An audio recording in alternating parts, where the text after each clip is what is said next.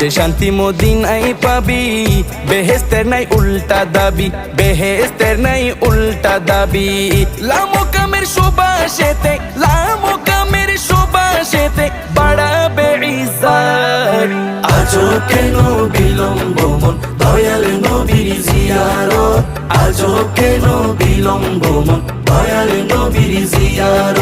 গেলে বুঝবি মদিনাটা, গেলে বুঝবি মদিনাটা আসলে জান্নাত।